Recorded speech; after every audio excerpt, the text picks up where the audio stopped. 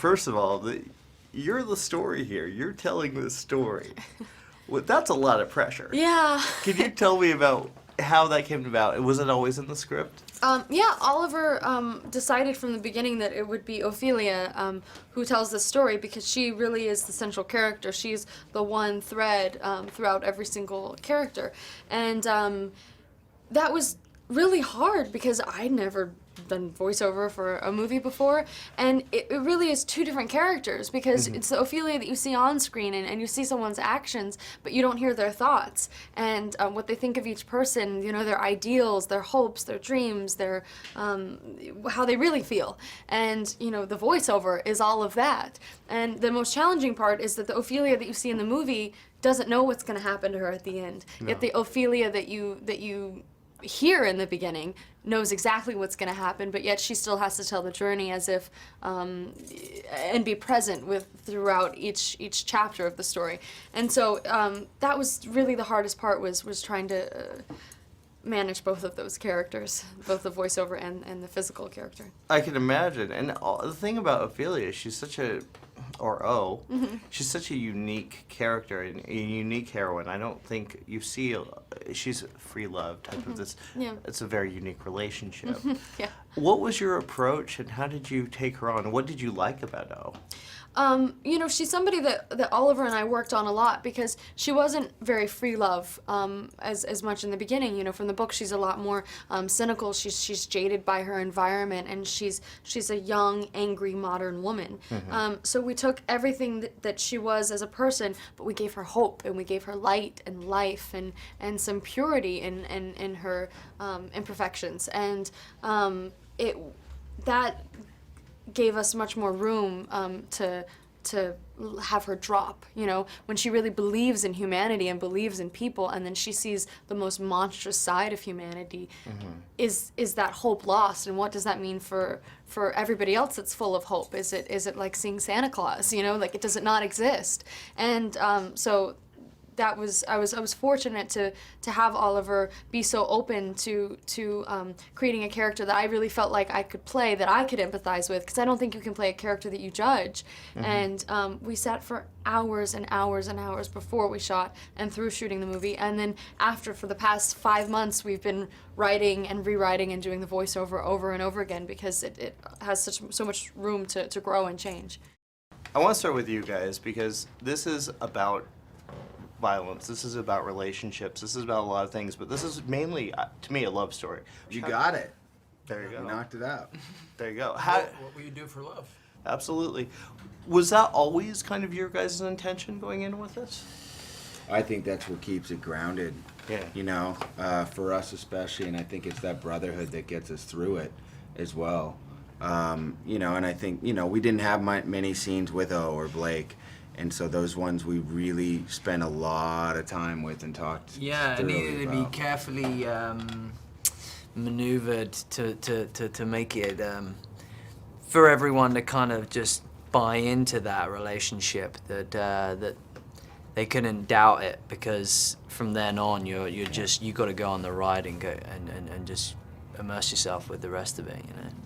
And I think the same with you too. Your character, you're doing this, you have your family, and there's a great scene when Benicio comes to your house. Your kid's right there. Yes. My heart just like leapt out at that scene. Was that is that how you saw your character? Oh, completely. I mean, he's justified his behavior through the roof, you know, but mainly it's for his family and his wife, and he's done all these unfortunate things in their benefit, but probably at one point he was a good guy, but he just got lured into the corruption of the government and found it to be easy street and went with that, which some people are more easily led that way than others, you know. But my character's pretty rough as far as what he's up to. I mean, really. You think?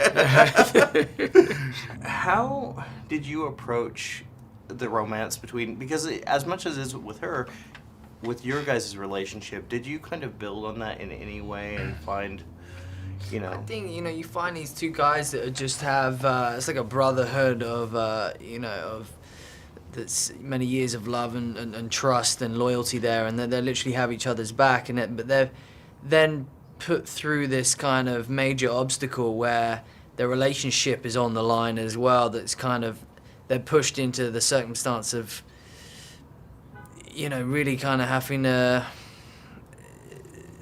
just kind of jump off the cliff and hope that one, you know, they're really put to their extremes, and you know, you kind of wonder if these two guys are gonna flip out at some point, and can they make it through?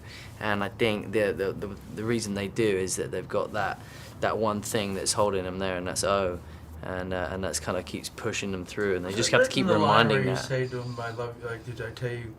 Did I tell you I love you, man? Yeah. Yeah.